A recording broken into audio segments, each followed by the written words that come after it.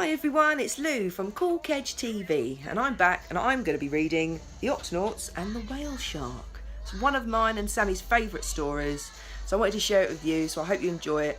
Let's do this. Captain Barnacles pointed up to the Octopod's video link. Dashi was sending some amazing new pictures to the onboard computer. Up on the screen, the crew could see her snapping photos of squid and tropical seaweed. "Where is she, Captain?"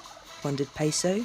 "Exploring a strange underwater cave," replied Barnacles. Shellington ran some cave data through the Octopod computer.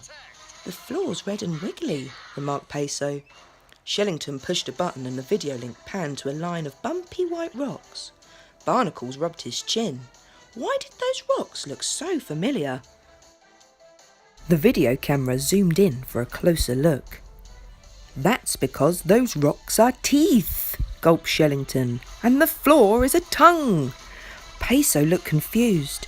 "How can a cave have teeth and a tongue?" "Because it's not a cave," shouted Shellington and Barnacles at the same time. "It's a whale shark." Barnacles pushed the Octopod's radio contact pad. "Dashi," he called, "you're not in a cave. You're in a whale shark. Get out now." Dashi made a splash for the exit. The whale shark's jaws were starting to close. "Uh-oh," she cried. "I dropped my camera." The screen blinked, then went black. "Peso," commanded Barnacles, "sound the Octo alert." Octonauts, to the launch bay!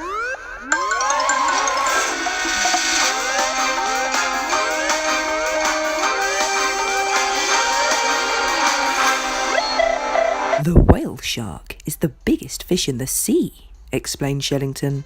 "It's so big that Dashi thought its mouth was a cave." Quasi looked cross. "How dare that dastardly beast swallow our mate?" "I'm certain he didn't do it on purpose," replied Professor Inkling. "He's a filter feeder. He just opens his mouth and swallows whatever's there." Tweak handed the captain a special gadget she'd been developing just for this sort of situation. "This is a whale shark detector," she said. "It flashes if one comes near." Barnacles, Quasi and Peso leapt into the Gup A. It was time to open the Octo hatch. Within seconds, the Gup A was floating above the sandy seabed. "That's strange," remarked Captain. "According to the map, the whale shark was right here, but I don't see him anywhere." Barnacles and Quasi swam out to take a look around. All of a sudden, the giant fish glided through the gloom, swallowing the pair in a single gulp. Quasi staggered to his feet. He'd never been inside a whale shark before.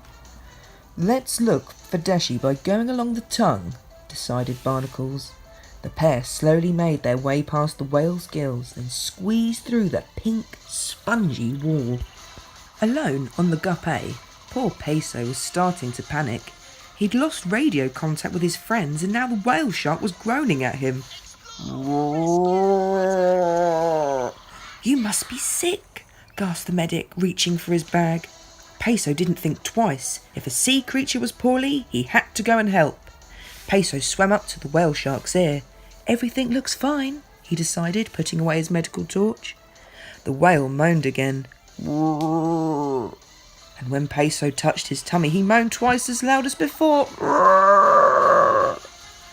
"Poor whale shark," sighed Peso. "My friends must be in there." The whale shark didn't have measles or chickenpox. He had Octonauts! On the other side of the sponge wall, it was eerie and dark.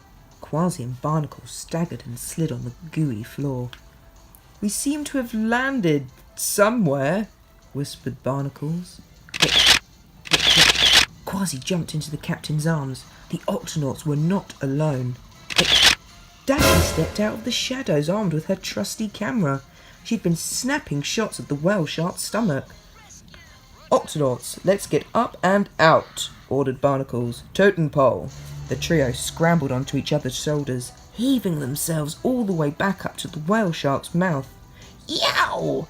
Quasi tried to karate kick her way through the mighty beast's teeth, but the jaws were shut tight. Outside, Peso flipped through his medical book. He had to get his friends out of the whale shark's insides. "Ah," he read, If you tickle a whale shark's gills, he opens his mouth. While the medic tiggled from the outside, his crewmates got ready to push from the inside. Goochie goochie goo, coaxed Peso. On your marks, get set, go, bellowed Barnacles. All of a sudden, the Octonauts tumbled in a big, belchy burp. Peso grinned. He had freed his friends and cured the whale shark's tummy ache. Hooray! When their mission was over, the Octonauts sat down to enjoy Dashy's whale shark pictures. I can't decide which one to send into the National Geographic, she smiled happily. Shellington nodded. They are all amazing. Inkling clapped his tentacles. Send each and every one. The next photo showed Quasi jumping into the captain's arms. Coughed Barnacles. Actually, not all of them. Quasi agreed. You might want to skip a few. The octopod shook with chuckles. It was a big laugh at the end of a very big adventure.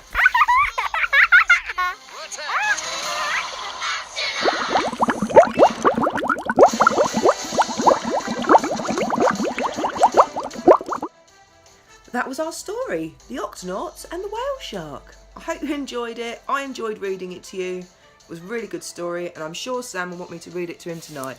Have a great rest of the day, guys. Thanks for watching.